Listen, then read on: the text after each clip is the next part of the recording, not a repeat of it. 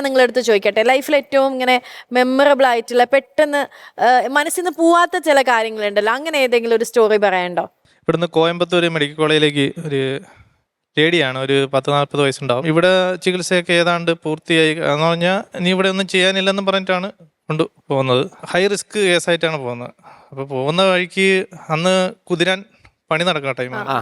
അപ്പോൾ അവിടെ ഇത്തിരി തിരക്കുണ്ടായിരുന്നു റോഡിൽ. ആ ടൈമിൽ തന്നെ പേഷ്യൻ്റ് ക്രാഷ് ആവുകയും ചെയ്തു. തിരിച്ചു വരാനും ബുദ്ധിമുട്ടായിരുന്നു, അങ്ങോട്ട് പോകാനും ബുദ്ധിമുട്ടുള്ള കണ്ടീഷനായി. അങ്ങനെ വണ്ടിയിൽ വെച്ച് തന്നെ അവർ മരിക്കുകയുണ്ടായി.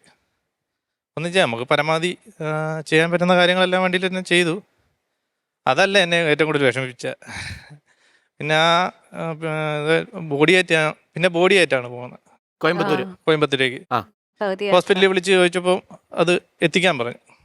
അങ്ങനെ പോണ വഴിക്ക് വീട്ടിലേക്ക് ചെല്ലുമ്പം വീട്ടിൽ പാലുകാച്ചാണ്. ഈ ലേഡിയുടെ സ്വന്തം വീട്. പാലുകാച്ച് കഴിഞ്ഞ് 2 ദിവസം ആയിട്ടേ ഉള്ളൂ വീട്. ഒരു ബോഡി ആയിട്ടാണ് വീട്ടിലേക്ക് കൊണ്ട് കയറുന്നത്. അത് ഭയങ്കര, അതിപ്പോഴും ഓർക്കുമ്പോഴും ഒരു സങ്കടമുണ്ട്. ജീവനോടെ കൊണ്ട് എത്തിക്കാൻ പറ്റിയില്ല വീട്ടിലേക്ക്.